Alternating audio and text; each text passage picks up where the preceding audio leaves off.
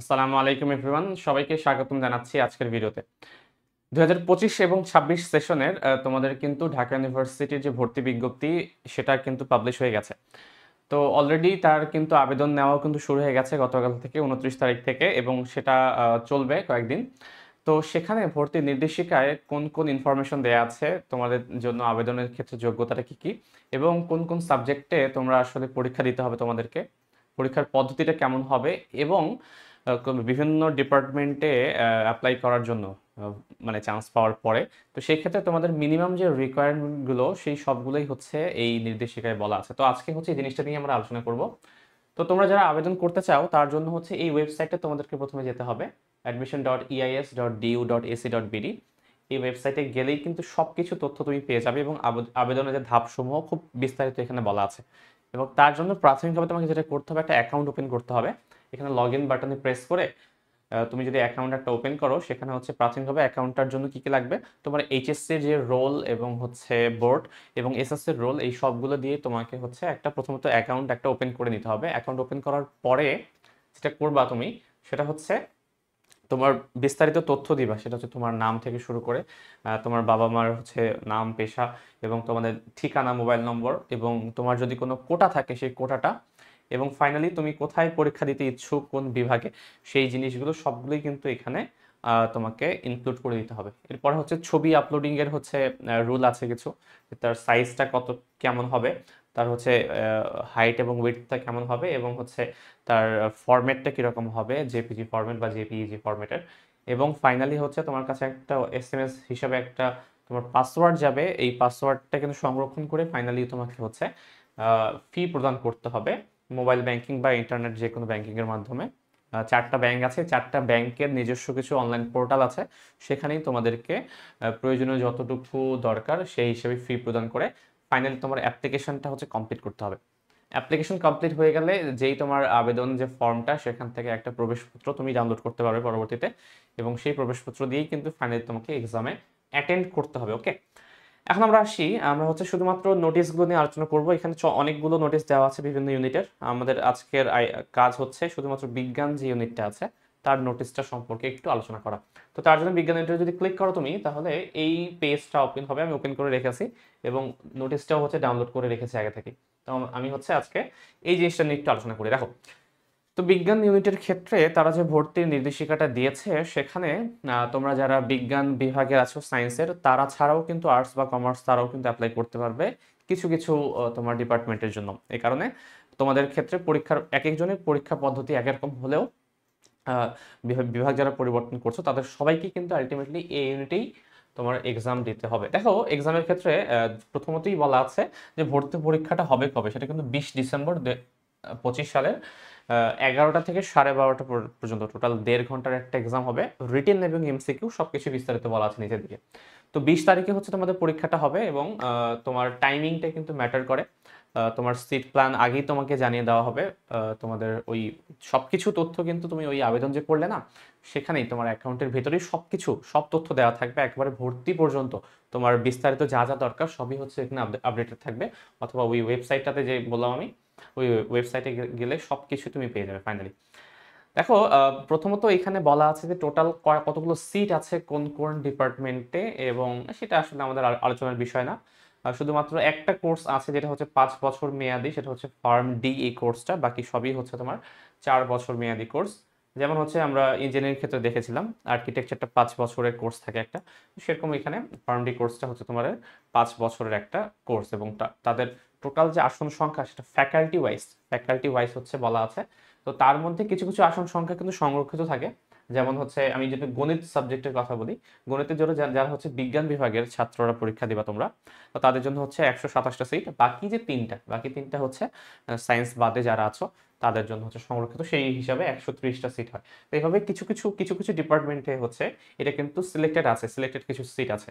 এখন ভর্তির যদি যোগ্যতা অনুসারে যদি স্টুডেন্ট পাওয়া না যায়, মনে করো হচ্ছে এখানে এখানে বিজ্ঞান শাখার জন্য মনোবিজ্ঞানে 40 জন, এবং মানবিক কিংবা সাধারণ শাখার জন্য হচ্ছে 20 জনকে 20 জন, এবং হচ্ছে ব্যবসায় শিক্ষার জন্য হচ্ছে 20 জনকে পাওয়া গেছে।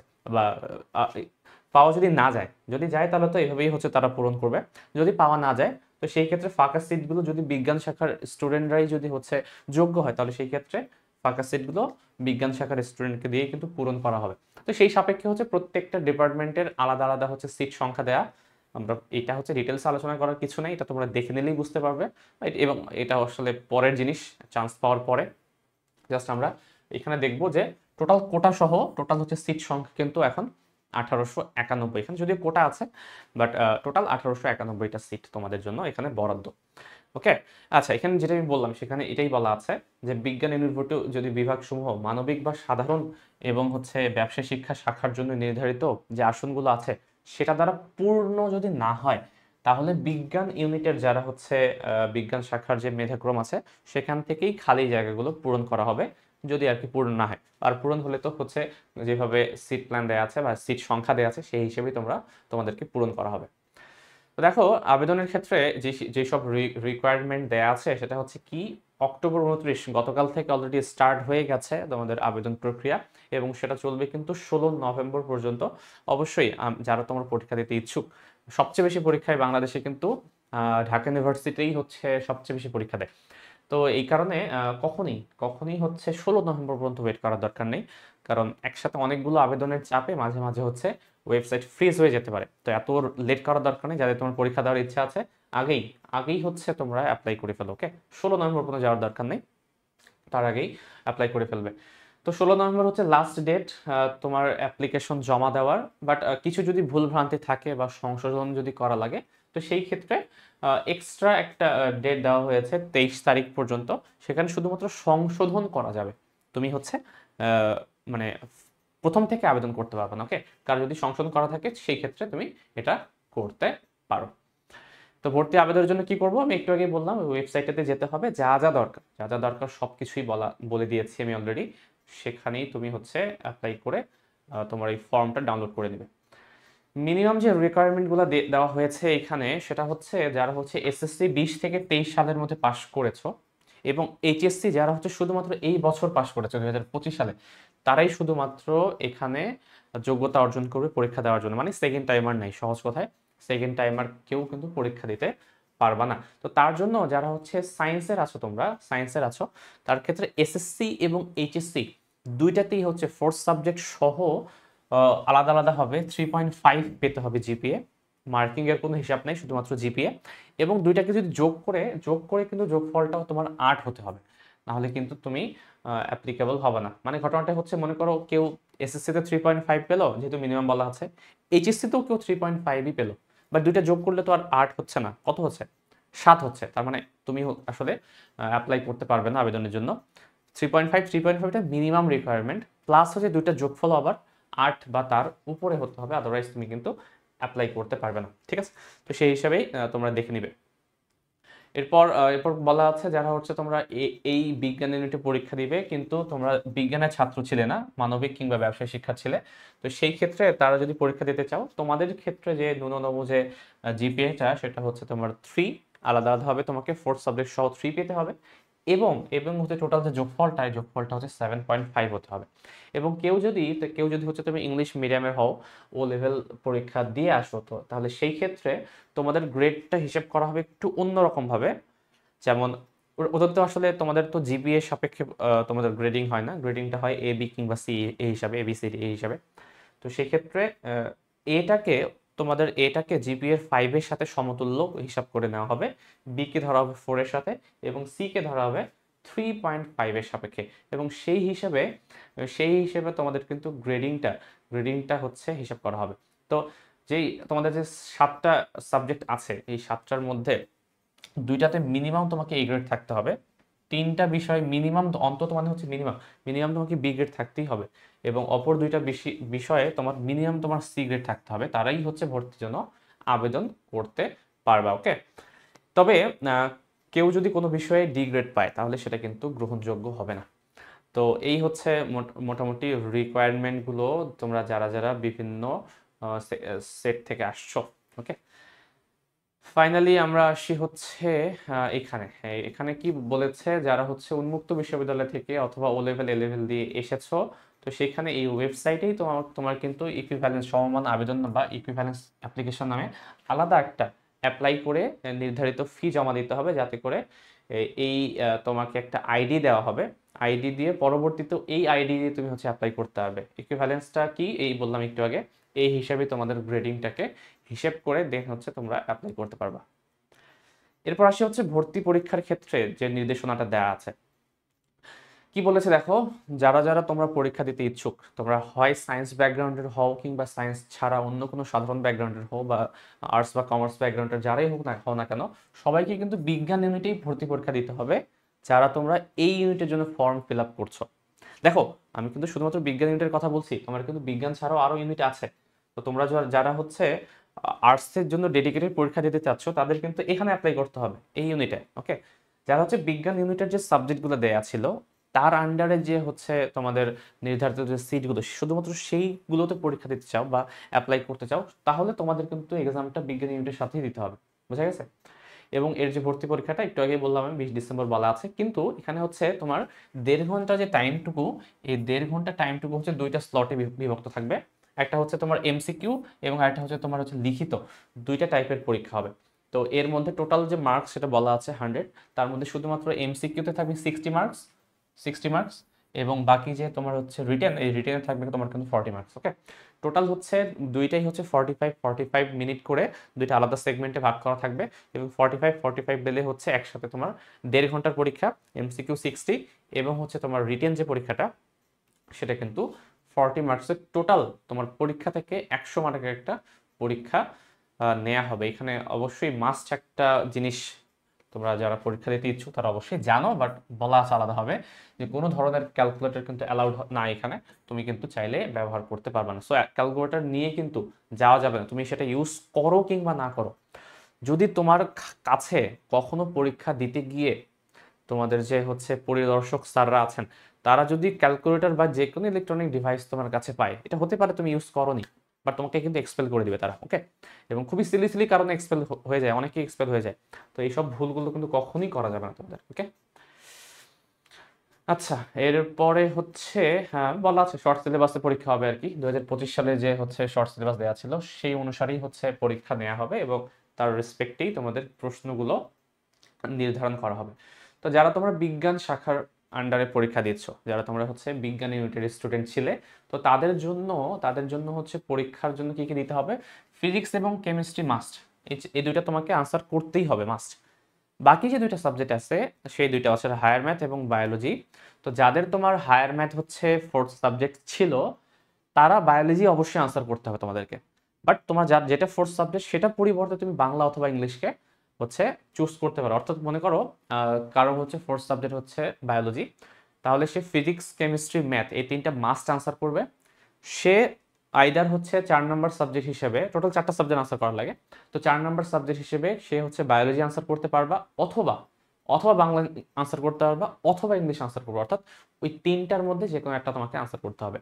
সহজ কথায় তোমার যে 4th সাবজেক্ট ছিল সেটার পরিবর্তে তুমি বাংলা ইংলিশ আনসার করতে পারো, আর বাকি তিনটা তো অবশ্যই তোমাকে আনসার করতে হবে। বোঝা গেছে? সেটাই বলা আছে এখানে। দেখো যে কেউ যদি অতিরিক্ত চতুর্থ যে বিষয় ছিল সেটার পরিবর্তে বাংলা অথবা ইংলিশ যে কোনো একটা আনসার দিতে পারবা, এবং ফিজিক্স এবং কেমিস্ট্রি এটা কিন্তু মাস্ট, এটা তুমি ছাড়তে পারবে না, এটার পরিবর্তে বাংলা ইংলিশ হবে না।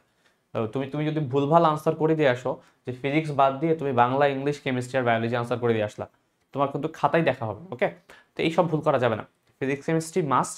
এর পরে হয় বায়োলজি 4th সাবজেক্ট হলে ম্যাথ এবং বায়োলজি অথবা অন্য দুইটা, এবং তোমার যদি ম্যাথ 4th সাবজেক্ট হয় তাহলে ফিজিক্স কেমিস্ট্রি বায়োলজি মাস্ট, এবং ম্যাথ অথবা বাংলা অথবা ইংলিশ, এইভাবে তোমাদের সিকোয়েন্সটাকে কিন্তু সাজাতে হবে। ঠিক আছে? আর যারা এ লেভেলে থেকে এসেছো তাদের ক্ষেত্রে তোমাদের হচ্ছে ফিজিক্স এবং কেমিস্ট্রি এই দুইটা অবশ্যই, এটা হচ্ছে মাস্ট, এবং বাকি যে কোনো দুইটা বিষয় তোমরা মিলিয়ে পরীক্ষা দিতে পারো, এটা হচ্ছে তোমাদের সুবিধা অনুসারে। সেটা কি ম্যাথ বায়োলজি বাংলা ইংলিশ এই চারটার মধ্যে যে কোনো দুইটা তোমার পরীক্ষা দিতে পারবে। কিন্তু কথা হচ্ছে পরীক্ষা দিলেই আবার হবে না, তুমি কোনটা সাবজেক্টে পরীক্ষা দিচ্ছ, মানে তুমি কোন সাবজেক্টটাকে চুজ করছো তার উপর ডিপেন্ড করবে তুমি কোন কোন ডিপার্টমেন্ট পাবা। এটা পরে আসছি। কারণ কেউ হয়তো বায়োলজি আনসার করছো না, কিন্তু বায়োলজির পরিবর্তে হয়তো তোমার বাংলা আনসার করছো, তো সেই ক্ষেত্রে বায়োলজির যে অনুষদের আন্ডারে যে তোমার সাবজেক্টগুলো আছে সেগুলো কিন্তু তোমরা পাবা না, সেটা তুমি অ্যাপ্লাই করতে পারবে না। সো সেটা মাথায় রেখে তোমাকে কিন্তু অ্যাকচুয়ালি অ্যাপ্লিকেশনটা সাবমিট করতে হবে বা পরীক্ষা দিতে হবে আর কি। এখন দেখো এরপরে কি বলা আছে, যারা হচ্ছে তোমরা মানবিক থেকে এসেছো এবং ব্যবসায় শিক্ষা থেকে এসেছো তাদের ক্ষেত্রে যারা যারা যে সাবজেক্টই পড়ো না কেন, তোমাদের এইটা হচ্ছে, এই তিনটা হচ্ছে তোমার মাস্ট, বাংলা, ইংলিশ এবং আইসিটি, এই তিনটা তোমাকে মাস্ট আনসার করতে হবে। এর পাশাপাশি তোমরা এই 6টা সাবজেক্টের মধ্যে গণিত, পরিসংখ্যান, মনোবিজ্ঞান, অর্থনীতি, ভূগোল, সরি 5টা সাবজেক্টের মধ্যে যে কোনো একটা পরীক্ষা দিতে হবে। টোটাল 4টা বিষয় তোমাকে ফুলফিল করতে হবে। সো বাংলা, ইংলিশ এবং আইসিটি এই তিনটা মাস্ট। এর সাথে তোমরা এই 5টার পরিবর্তে এই 5টার মধ্যে যে কোনো একটা যদি আনসার করো তাহলেই কিন্তু তোমাদের হয়ে যাবে। এবং যারা হচ্ছে তোমরা এ লেভেল থেকে এসেছো তারা তো অবশ্যই বাংলা আনসার করা লাগবে না, তার বাংলার পরিবর্তে হচ্ছে অ্যাডভান্সড ইংলিশ নামে একটা তোমাদের জন্য আলাদা হচ্ছে কলাম থাকবে, সেখানে প্রশ্ন যেগুলো থাকবে সেটা তোমাদেরকে আনসার করতে হবে। ঠিক আছে, ওকে। ফাইনালি এখন আসি আমরা হচ্ছে, দেখো কি বলেছে, একজন প্রার্থী যে 4টি বিষয়ের প্রশ্নের উত্তর দিবে তার উপর নির্ভর করবে সে কোন বিভাগ বা ইনস্টিটিউটে ভর্তি হতে পারবে। এটা আমরা একটু পরে যাচ্ছি, একটু পরে সব বিস্তারিত দেয়া আছে এখানে 19 নম্বর নির্দেশিকায়। ঠিক আছে, এটা আমরা যাচ্ছি একটু পরে। এখন আমরা দেখি হচ্ছে সময় এবং মান বন্টন কিভাবে করা হয়েছে। প্রতিটি বিষয়ের জন্য নাম্বার হচ্ছে কত, প্রতিটি বিষয়ের জন্য নাম্বার হচ্ছে তোমার 25 করে। তার মানে তুমি কয়টা সাবজেক্টে পরীক্ষা দিচ্ছ, 4টা, তো 4 × 25 কত, 100, টোটাল 100 মার্কসের পরীক্ষা। ঠিক আছে, 25 × 4। এখন দেখো তার মধ্যে 25কে আবার 2 ভাগে ভাগ করেছে। আমি বললাম না এমসিকিউ পার্ট আছে আবার হচ্ছে রিটেন পার্ট আছে, তাহলে 25-এর মধ্যে 15 তোমার থাকবে এমসিকিউতে, বাকি 10 থাকবে তোমার রিটেনে। 15কে তুমি যদি 4 দ্বারা গুণ করো তাহলে 15 × 4 কত হয়, 60। তাহলে 60 হচ্ছে তোমার এমসিকিউতে থাকবে, এবং তোমার বাকি যে 10 × 4 মানে 10 × 4 থাকবে হচ্ছে 40, মানে 40 তোমার হচ্ছে রিটেনের জন্য থাকবে। সো 60 + 40 আবার কিন্তু মিলে যাচ্ছে তোমাদের 100। তো সেই ক্ষেত্রে তোমাদের যে এমসিকিউ অংশে সেটা তুমি হচ্ছে যে 60 মার্ক সেটা অবশ্যই 45 মিনিট পাবা, এবং রিটেনের ক্ষেত্রেও তোমার হচ্ছে 40 মার্কসের জন্য তুমি 45 মিনিটই পাবা। এবং এমসিকিউর ক্ষেত্রে কিন্তু ভুল যদি আনসার দাও সেই ক্ষেত্রে তোমার 25% মার্কস এক্সট্রা কিন্তু কেটে যাবে, মানে যেটা ভুল করলে সেটা তো 1 নাম্বার কাটবেই, প্লাস হচ্ছে আবার 0.25 এক্সট্রা কাটবে, অর্থাৎ সঠিক থেকেও কিন্তু 0.25 একটা কেটে নিবে। তো এখন দেখো লিখিতর ক্ষেত্রে তোমাদের কোনো নেগেটিভ মার্কিং সেরকমভাবে নাই কিছু, তো বাট তোমরা হচ্ছে পার্শিয়াল মার্কস পেতে পারো যদি তুমি ফুল কারেক্ট না হয়, পার্শিয়াল মার্কিং করতে পারে। ঠিক আছে, তো এবং এটার মার্কিংটা হচ্ছে ফিক্সড না, যেমন এমসিকিউতে প্রত্যেকটা প্রশ্নের মার্ক হচ্ছে 1 করে, বাট তোমার হচ্ছে এর ক্ষেত্রে রিটেনের ক্ষেত্রে এটা ফিক্সড না, বাট পার সাবজেক্টে তোমার 10 মার্ক হচ্ছে মিলিয়ে দিবে তারা। কোনো কোনো ক্ষেত্রে 2টা কোয়েশ্চেনই হচ্ছে 5 করে হতে পারে, কোনো ক্ষেত্রে 3টা কোয়েশ্চেন হতে পারে, 3 তারপর হচ্ছে 4 এরকম হতে পারে। আর ডিপেন্ড করছে সময়ের মধ্যে যাতে করে করা যায় সেই সাপেক্ষেই তোমাদের হচ্ছে প্রশ্নগুলো সেট আপ দেওয়া থাকবে, যাতে করে সময়ের মধ্যেই হচ্ছে 40 মার্কস তোমরা আনসার করতে পারো। এখন দেখো এটা খুব ইম্পর্টেন্ট একটা জিনিস যে পাস মার্ক কত। পাস মার্কের ক্ষেত্রে তোমাকে যদি এমসিকিউতে আলাদাভাবে পাস করতে হবে, রিটেন আলাদাভাবে পাস করতে হবে কিন্তু। ঠিক আছে, এখন দেখো এমসিকিউ এর ক্ষেত্রে পাস নাম্বার হচ্ছে 60-র মধ্যে হচ্ছে 24 মিনিমাম তোমাকে পেতে হবে যদি তুমি ভর্তি পরীক্ষা দিয়ে যোগ্যতা অর্জন করতে চাও ভর্তির জন্য। তো সেই ক্ষেত্রে তুমি যদি 24 না পাও, 24 যদি কেউ না পায় তাহলে তার কখনোই লিখিত পরীক্ষা তুমি দাও বা না দাও ম্যাটার, তুমি তো দিবাই আসলেই, বাট তোমাকে কিন্তু খাতাটা দেখাই হবে না। তুমি হতে পারে এরকম যে লিখিত তুমি 40/40 পেয়েছো, বাট তোমার এমসিকিউতে 23 এসেছে, তুমি 40/40 আসলে ম্যাটারই করবে না, কারণ তোমার পরীক্ষার খাতা দেখাই হবে না কখনো। ঠিক আছে, তাহলে রিটেন পরীক্ষার খাতা তখনই দেখা হবে যদি যদি তোমার এমসিকিউতে মিনিমাম মার্কস হচ্ছে 24 আসে। এটা কিন্তু কোথাও বলা নাই যে পার সাবজেক্টেই হচ্ছে তোমার আলাদাভাবে কত আসতে হবে, এরকম কিছু না।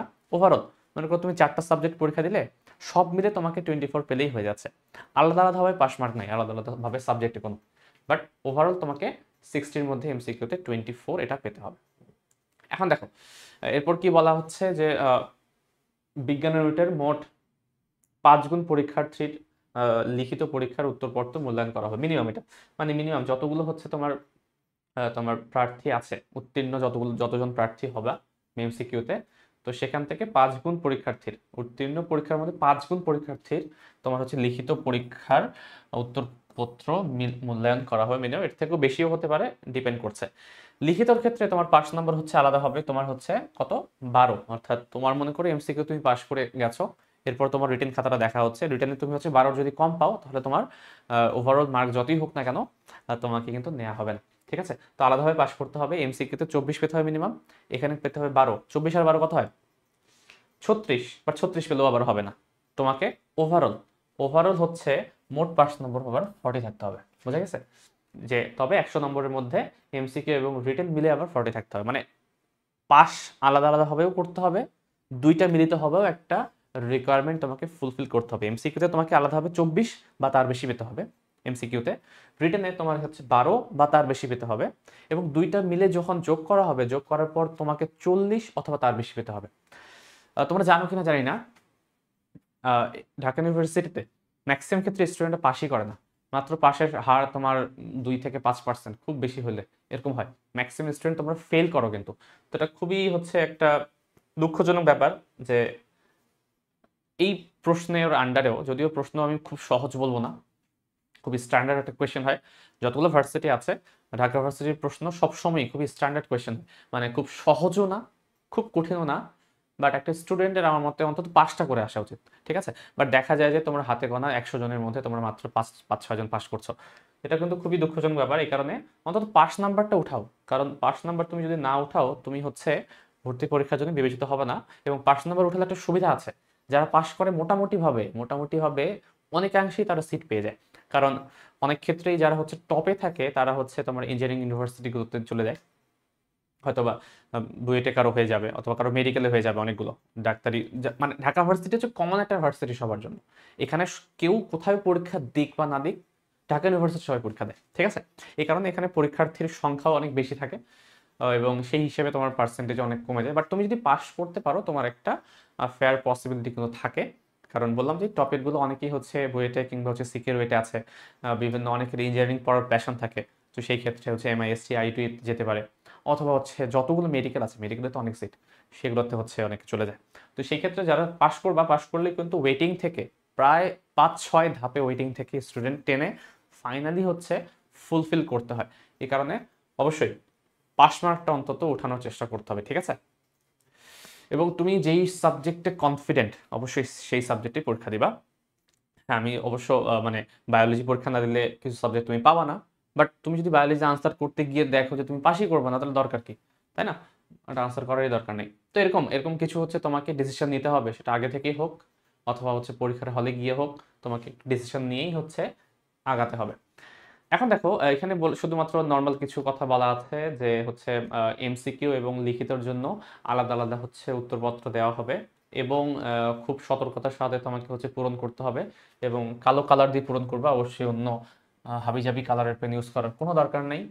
এরপরে কোনো যদি ভুল ভ্রান্তি থাকে, যেটা বোর্ড পরীক্ষায় আমরা মাঝে মাঝে করতাম, যে গোল্লা দিতে ভুল করে ফেলেছি অথবা হচ্ছে রোল নাম্বার লিখতে সিরিয়াল নাম্বার লিখতে ভুল করে ফেলেছি, এসব যদি ভুল হয় তাহলে বা ঘষা মাজা হয়, সেই ক্ষেত্রে কিন্তু পরীক্ষার উত্তর যে পত্রটা তোমার এটা বাতিল হয়ে যাবে।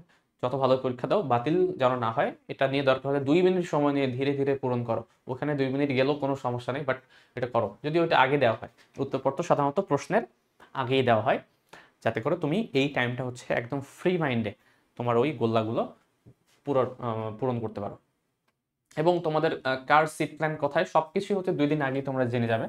তো সেটা নিয়ে টেনশন করার কিছু নেই। সিট প্ল্যান হচ্ছে ওয়েবসাইটে দেয়াই থাকবে আগে থেকেই, অথবা তোমাদের হচ্ছে এসএমএস এ জানিয়ে দিত, আগে দেয় কিনা এখন, আচ্ছা দিয়ে দিয়েছে দেখো, এসএমএস এর মাধ্যমে হচ্ছে আসন বিন্যাস তোমাদের দেয়া থাকবে। তো অবশ্যই তোমরা যারা পরীক্ষায় দিতে যাচ্ছ তারা কিন্তু বেশি লেট করবে না। 30 মিনিটস পূর্বেই তুমি একেবারে হচ্ছে তোমার যে সিটটা ওই সিটে গিয়ে বসে যাবা, কারণ পরীক্ষার এনভায়রনমেন্টটাও ম্যাটার করে। তুমি মনে করো হঠাৎ করে দৌড়াতে দৌড়াতে, যেটা আমার সাথে হয়েছিল, আমি হচ্ছে পরীক্ষা দিয়েছিলাম, ওটা হচ্ছে জাহাঙ্গীরনগর ইউনিভার্সিটিতে। পরীক্ষা দেওয়ার সময় আমার হচ্ছে লেট হয়ে গিয়েছিল, কারণ জাহাঙ্গীরনগর কিন্তু ঢাকা থেকে অনেক দূরে, যারা তোমরা জানো, শাহবাড়ির দিকে অনেকটা। তো এই যে অনেক দূরে হওয়ার কারণে আমি যদিও সকালে বের হয়েছি, আমার পৌঁছাতে পৌঁছাতে যখন আমি বাস থেকে নামি ততক্ষণে পরীক্ষা শুরু হয়ে গেছে। এবং জাহাঙ্গীরনগর যারা তোমরা যাওনি তারা বুঝতে পারবে না, এটা অনেক বিশাল একটা ইউনিভার্সিটি, মানে এক এক ডিপার্টমেন্ট থেকে অনেক অন্য ডিপার্টমেন্ট অনেক দূরে দূরে। তো হাঁপাই হাঁপাই আর কি দৌড়ে দৌড়ে আর কি পরীক্ষা দিতে গিয়েছি। চান্স হয়েছে সেটা আলাদা ইস্যু, কিন্তু মেইন যে প্যানিকটা, এই প্যানিকটা হচ্ছে সবাই আসলে হ্যান্ডেল করার মতো না। মনে করো তুমি প্যানিক হয়ে হয়ে হয়ে অনেক দেরি করে পরীক্ষায় গেলে, পরীক্ষায় দিতে গিয়ে দেখছো যে তোমার পরীক্ষা শুরু হয়ে গেছে, 5 মিনিট পার হয়ে গেছে, তোমার এখন তুমি ওই গোল্লা পূরণ করতেই তোমার দেখবা যে হচ্ছে ভুল ভালো হয়ে গেছে অনেক কিছু। তো এইসব জিনিসগুলো কিন্তু করা যাবে না, কারণ এই পরীক্ষার স্ট্রেস আলাদা জিনিস। তার আগেই যদি তুমি হচ্ছে সিট প্ল্যান নিয়ে একটা স্ট্রেসে পড়ে যাও, তার ইফেক্ট কিন্তু পরীক্ষার উপরে অবশ্যই পড়বে, ঠিক আছে? এই কারণে এই জিনিসটা করা যাবে না। আগে আগেই পরীক্ষায় পৌঁছে যাও, সিটটা হচ্ছে বুঝে নাও, আশেপাশের এনভায়রনমেন্টটা সম্পর্কে বুঝে নাও, যে তোমার আসলে কোনো প্রেশার ফিল হচ্ছে কিনা, নিজেকে রিল্যাক্স করো, দেন হচ্ছে ধীরে ধীরে দরকার হলে পানি খাও, একটু হাঁটাহাঁটি করো আশেপাশে করে, সব কিছু ঠিকঠাক লাগলে দেন হচ্ছে ফাইনালি পরীক্ষা হলে আসো, পরীক্ষা দিতে বসো, ঠিক আছে? বাট সিটটা আগে থেকে দেখে রাখবো তোমরা। ওকে, যেটা আমি বললাম একটু আগে, যে অনেকে কিন্তু কোনো যদি এক্সপেল হতে পারে, যদি কোনো নকল টকল বা কোনো ধরা পড়ে, এসব তো অবশ্যই করা যাবে না, ঠিক আছে? এইসব জিনিস চিন্তায়ও আনা যাবে না মাথায়। ওকে, এখানে নর্মাল কিছু জিনিসপত্র।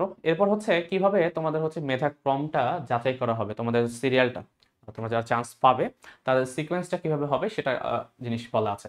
তো সিরিয়ালটা কিন্তু টোটাল 100 মার্কের হবে না, বরং 120 মার্কের হবে। যদিও পরীক্ষা হচ্ছে তোমার 100 মার্কের, বাকি 20 মার্কস আসবে তোমার রেজাল্ট থেকে। তোমার এসএসসির জিপিএ কে 5 দ্বারা গুণ করে, সরি 2 দ্বারা গুণ করে, এবং এইচএসসির যে রেজাল্ট আছে তাকে যদি 2 দ্বারা গুণ করি, তাহলে কেউ যদি জিপিএ 5 দুইটাতেই পাও, তাহলে 5 দিয়ে 10, 5 দিয়ে 10, টোটাল 10 10, এই 20 মার্কস হচ্ছে এক্সট্রা।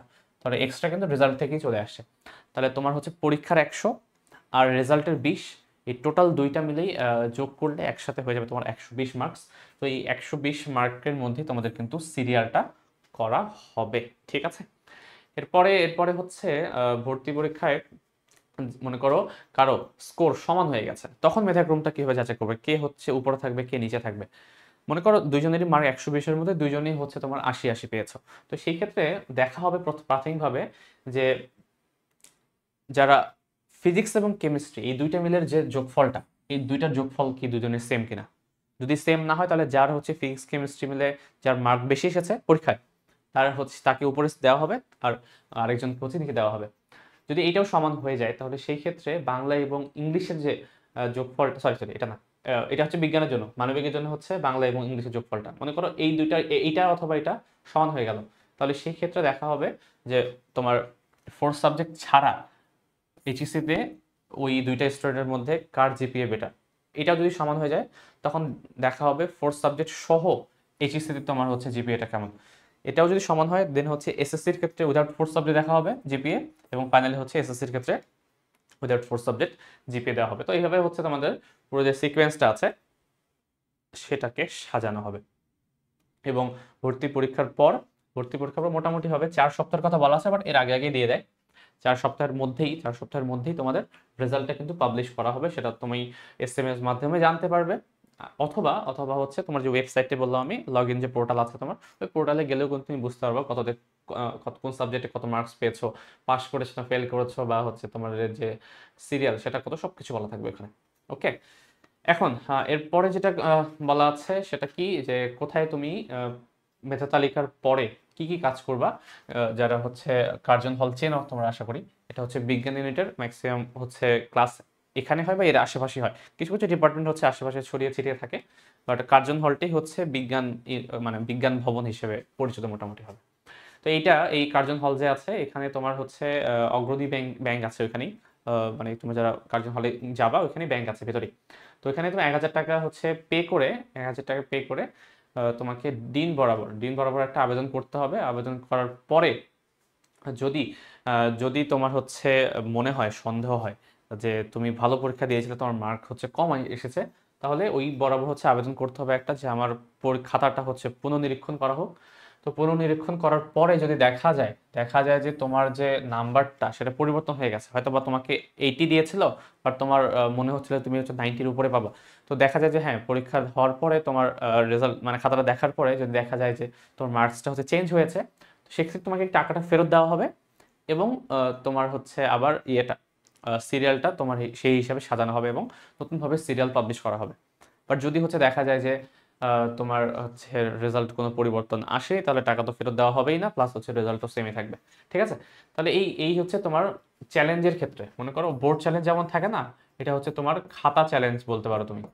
মনে করো তুমি ভালো পরীক্ষা দিয়েছো, বাট তোমার মার্কস ভালো তুমি দেখতে পাচ্ছ না রেজাল্ট কার্ডে, তখন তুমি এই কাজটা করবা। এখন দেখো, এটা হচ্ছে আরেকটা একটা ইম্পর্টেন্ট পয়েন্ট, যে তুমি কোন সাবজেক্টকে তুমি চুজ করছো পরীক্ষা দেওয়ার ক্ষেত্রে, সেটার উপর ভিত্তি করবে তুমি আসলে কোন ডিপার্টমেন্টে পড়ার যোগ্য এবং প্রত্যেকটা সাবজেক্টে তুমি কত কত মার্ক পাচ্ছ। কিছু হচ্ছে এক দুইটা মানে আমি আলোচনা করি, যেমন মনে করো তুমি যদি ফিজিক্সে পড়তে চাও, ঠিক আছে, পিওর ফিজিক্সে যদি পড়তে চাও, তো সেই ক্ষেত্রে তুমি যে পরীক্ষাটা দিবা, পরীক্ষার ক্ষেত্রে তোমার বিষয় ভিত্তিক মিনিমাম হচ্ছে তোমাকে ফিজিক্সে এবং ম্যাথে দুইটাতে 10 করে পেতে হবে। মনে করো তুমি হচ্ছে ফিজিক্সে 9 পেয়েছো, ম্যাথে 10 পেয়েছো বা 11 পেয়েছো, তাহলে কিন্তু তুমি ফিজিক্সে অ্যাপ্লাই করতে পারবে না, মানে অ্যাপ্লাই করলেও ফিজিক্সে তোমাকে নেওয়া হবে না। কারণটা কি? কারণটা হচ্ছে তোমার এই মিনিমাম যে রিকোয়ারমেন্টটা সেটা ফুলফিল করো নাই তুমি, ঠিক আছে। এরকম অথবা যারা হচ্ছে মনে করো হায়ার ম্যাথ তোমাদের ফোর্থ সাবজেক্ট ছিল এবং তুমি হায়ার ম্যাথ হচ্ছে কাঁচা, তাই পরীক্ষার হলে গিয়ে তুমি হায়ার ম্যাথ তুমি দাগাওনি, হায়ার ম্যাথ না দাগিয়ে তার পরিবর্তে বাংলা অথবা ইংলিশ দাগিয়েছো, সেই ক্ষেত্রে তুমি এই সাবজেক্টগুলোর একটা তো তুমি হচ্ছে অ্যাপ্লিকেবল না। রসায়ন বাদে, কেমিস্ট্রি বাদে এই এই তিনটার দেখো প্রত্যেকটাতে কিন্তু গণিত চেয়েছে, তাই না? গণিত গণিত গণিত গণিত গণিত, তো যেসব হচ্ছে ম্যাথে তোমার মার্ক চেয়েছে সেখানে তুমি কিন্তু অ্যাপ্লাই করতে পারবে না। সো তোমার হচ্ছে ভর্তি পরীক্ষার পরে এই মার্কগুলো তোমাকে থাকতেই হবে যদি তুমি এই সাবজেক্টগুলোতে পড়তে চাও। সেম জিনিস হচ্ছে বায়োলজির ক্ষেত্রে, অনেকে বায়োলজি ফোর্থ সাবজেক্ট থাকবে, তারা তোমরা হচ্ছে বায়োলজি আনসার না করে বাংলা কিংবা ইংলিশ আনসার করতে চাচ্ছ, করতে পারবো, সমস্যা নেই। কিন্তু বায়োলজি তুমি তুমি যদি আনসার না করো, তাহলে তোমার এই রিকোয়ারমেন্টটা ফুলফিল হবে না যে এই সাবজেক্টগুলো পাওয়ার জন্য, এইসব সাবজেক্ট পাওয়ার জন্য তোমাদের কিন্তু বায়োলজিতে একটা মিনিমাম মার্কস আছে। তো যেহেতু বায়োলজিতে একটা মিনিমাম মার্কস আছে, তাহলে সেই ক্ষেত্রে তুমি যদি বায়োলজি আনসার না করো, তাহলে মিনিমাম মার্কস তোমার কত? 0। তার মানে তুমি এই সাবজেক্টগুলোতে, এই ডিপার্টমেন্টগুলোতে তুমি অ্যাপ্লাই করতে পারবে না। তো এইসব জিনিস মাথায় রেখেই তোমাকে আসলে পরীক্ষা দিতে হবে। কনফিডেন্ট থাকলে অবশ্যই বায়োলজি ম্যাথ দুইটাই দেখানো বেটার, কনফিডেন্ট না থাকলে তো সেটা আলাদা ইস্যু। তুমি যে বিষয়ে কনফিডেন্ট, অত পাস মার্ক তো আসতে হবে। দেখা গেল যে বায়োলজি তুমি জানো না, বাট এই সাবজেক্টগুলো পাওয়ার আশায় তুমি হচ্ছে বায়োলজি দাগালে, পরে দেখা গেলো যে ফেল এসে গেছে, হয়তোবা সেখানে বাংলা প্রশ্নটা অথবা ইংলিশ প্রশ্নটা অনেক সহজ ছিল, তো সেক্ষেত্রে ওই দুইটা আনসার যে কোনো একটা আনসার করলে হয়তো পাস করে যেতে। তো এই সব জিনিস, এইসব ডিসিশন আসলে তোমাকেই নিতে হবে সব কিছু বিচার বিবেচনা করে, কারণ তোমার বর্তমান অবস্থা তুমি ভালো বলতে পারবা। তো সব কিছুই কিন্তু বলা আছে, দেখো যে কোন কোন সাবজেক্টে কি কি পেতে হবে সব কিছুর ডিটেইলসে বলা আছে। ওকে, ফার্মেসির ক্ষেত্রে, যে ফার্মেসির ক্ষেত্রে কিন্তু জীববিজ্ঞানটা মাস্ট, বায়োলজিটা মাস্ট। তুমি বায়োলজি আনসার না করলে তোমাকে ফার্মেসিতে নেওয়া হবে না। এরপরে আসো হচ্ছে ইঞ্জিনিয়ারিং যারা ব্যাকগ্রাউন্ডে পড়তে চাচ্ছ তাদের ক্ষেত্রে ফিজিক্স এবং ম্যাথ এই দুটোই মাস্ট, এবং তার ক্ষেত্রে ফিজিক্স এবং ম্যাথের কিন্তু তোমার মার্কের রিকোয়ারমেন্ট একটু বেশি। আগেরটাতে হচ্ছে 9-10 করে দেখতে পাচ্ছিলাম, তো এখানে হচ্ছে 13-13 করে। দেখো তুমি যদি হচ্ছে ইলেকট্রিক্যালি পড়তে চাও, তো সেই ক্ষেত্রে ফিজিক্স এবং ম্যাথ দুইটাতেই মিনিমাম 13 থাকতে হবে তোমার, 13 বেশি হলে তো খুবই ভালো। এবং বাকি দুই ক্ষেত্রে প্রত্যেকটাতে আলাদা হবে তোমাদের রিকোয়ারমেন্টগুলো দেওয়া আছে। ওকে, এই হচ্ছে জিনিস এখানে। তাহলে তোমরা দেখলেই বুঝতে পারবে, এটা আসলে পরের জিনিস, চান্স পাওয়ার পরের জিনিস। যখন তোমরা তোমার সাবজেক্ট চয়েসটা দিবে, তো সেই ক্ষেত্রে তুমি কি হিসাবে চয়েস দিবে তোমার কিন্তু এই মার্কটাই বলে দিবে যে তোমার আসলে কোন হিসাবে চয়েসটা দেয়া উচিত।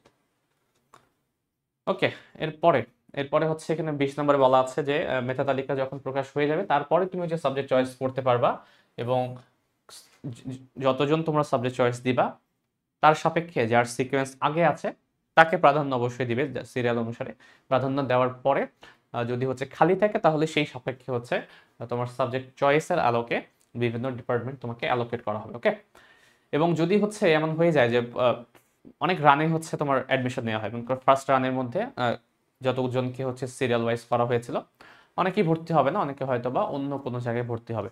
তো সেই ক্ষেত্রে যদি অন্য কোনো জায়গায় ভর্তি হয়, সেক্ষেত্রে তোমার হচ্ছে ওই সিটটা কি ফাঁকা থাকছে, তো তোমার সেকেন্ড রানে কিন্তু তোমার ডিপার্টমেন্ট চেঞ্জও হতে পারে। যদি হচ্ছে আগের যেই মনে করো তুমি তুমি প্রথম রানে সেকেন্ড তোমার চয়েস লিস্টে সেকেন্ডটা পেয়েছিলে, মনে করো সেকেন্ড ডিপার্টমেন্টে পেয়েছিলে, বাট ফার্স্ট ডিপার্টমেন্টে যারা যারা পেয়েছিল সবাই কিন্তু তোমার ভর্তি হয়নি। তো সেই ক্ষেত্রে ফার্স্ট ডিপার্টমেন্টে যদি সিট ফাঁকা থাকে এবং তুমি যদি হচ্ছে সেকেন্ড ডিপার্টমেন্টের প্রথম দিকে হও, তো সেই ক্ষেত্রে তুমি কিন্তু টান দিয়ে আবার তোমার যে চয়েস লিস্টের প্রথম ডিপার্টমেন্টে পেতেও পারো। এটা হচ্ছে ফার্স্ট রান হোক, সেকেন্ড হোক, থার্ড হোক, ফোর্থ হোক, ফাইনালি যদি সিট ফাঁকা থাকে বা অনেকে যদি ভর্তি না হয়, তো সেই সাপেক্ষে সেটা পেতেও পারো। এটা হচ্ছে এই কারণে তোমাকে আসলে একটু পেশেন্ট থাকতে হবে। ওকে, এরপরে কি কিছু বলা আছে দেখি আর।